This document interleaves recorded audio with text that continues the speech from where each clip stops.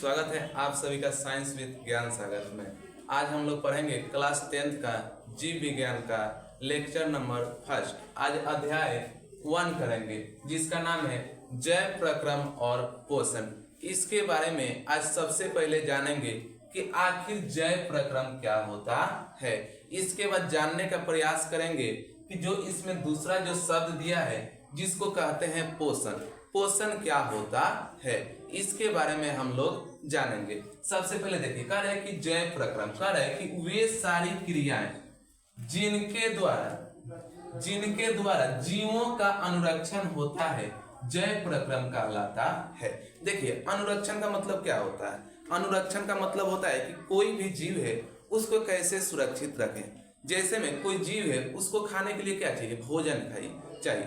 भोजन को जब वो खाता है तो उसके जो शरीर का जैसे में क्या हो गया, सेल हो गया, वो क्या करता है, ग्रोथ करता है। कहीं पे सेल का इंजुरी हो जाता है। इंजुरी का मतलब होता है किसी कारणवश चोटिल हो जाता है या घायल हो जाता है तो उसको भरने में जो पोषण होता है उसका जरूरत होता है। और ये जो हुआ वो किसके लिए हुआ, किसी जीव के अनुरक्षण के लिए हुआ। यानी कि जीव के अनुरक्षण करने के लिए हमने क्या किया, भोजन को ग्रहण किया। और वे भोजन जो था क्या किया, जैसे में कहीं पे किसी सेल का टूट जाना उसको जोड़ने के लिए हमको एनर्जी यानी कि ऊर्जा के रूप में हमको प्राप्त होता है। और यही जो प्रक्रिया होता है इसको हम लोग क्या बोलते हैं, जैव प्रक्रम कहते हैं। इसके बाद देखेंगे कि आखिर पोषण क्या होता है। पोषण वे होता है, न्यूट्रिएंट्स वे होता है जिसका ग्रहण कर कोई भी जीव पोषक तत्व जो होता है उसको ग्रहण करता है और उसका उपयोग करता है। जैसे में हम लोग भोजन को खाते हैं उसके बाद क्या करते हैं, उसके लिए प्रोसेस चलता है यानी कि प्रक्रिया चलता है, उसको पचाते हैं। उसके बाद क्या होता है कि उसमें जैसे जितना इंपॉर्टेंट चीज होता है वो जो मेरा शरीर होता है उसको ग्रहण करता है और जो वेस्ट प्रोडक्ट होता है वो बाहर निकल जाता है। तो चलिए देखिए क्या होता है पोषण। पोषण का है कि वह विधि जिसमें जीव पोषक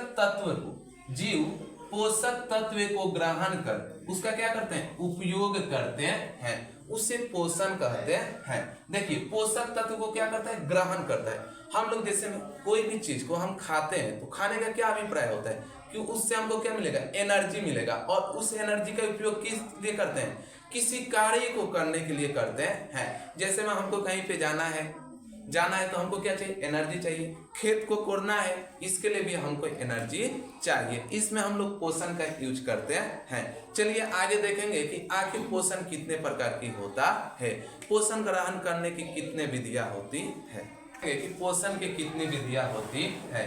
देखिए जीवों में पोषण की मुख्यतः 2 विधियां होती है।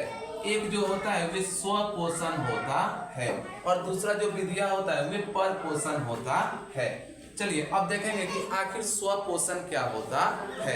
देखिए स्वपोषण कह रहे हैं कि ऐसे जीव जो भोजन के लिए अन्य जीवों पर निर्भर न रहकर अपना भोजन स्वयं संश्लेषित करते हैं, स्वपोषी या ऑटोट्रॉफ्स कहलाते हैं।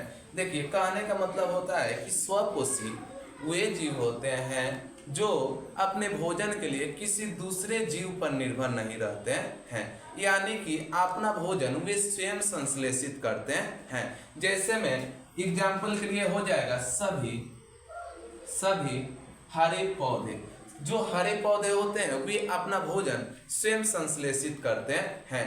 वे भोजन के लिए किसी दूसरे पर डिपेंड नहीं रहते हैं। चलिए अब दूसरा देखेंगे परपोषण क्या होता है। देखेंगे कि परपोषण क्या होता है। देखिए परपोषण कह रहे हैं कि परपोषण वह प्रक्रिया है जिसमें जीव अपना भोजन स्वयं संश्लेषित न कर किसी न किसी रूप में अन्य स्रोतों से प्राप्त करते हैं। कहने का मतलब क्या है, कहने का मतलब ये है कि जो परपोषण होते हैं या जो परपोषी के अंतर्गत जो जीव आते हैं वे भोजन के लिए किसी दूसरे पर डिपेंड यानी कि निर्भर रहते हैं। जैसे में मनुष्य क्या होते हैं, मनुष्य जो होते हैं अपने भोजन के लिए पेड़ पौधे पर निर्भर रहते हैं। ओके थैंक यू, मिलते हैं नेक्स्ट लेक्चर में।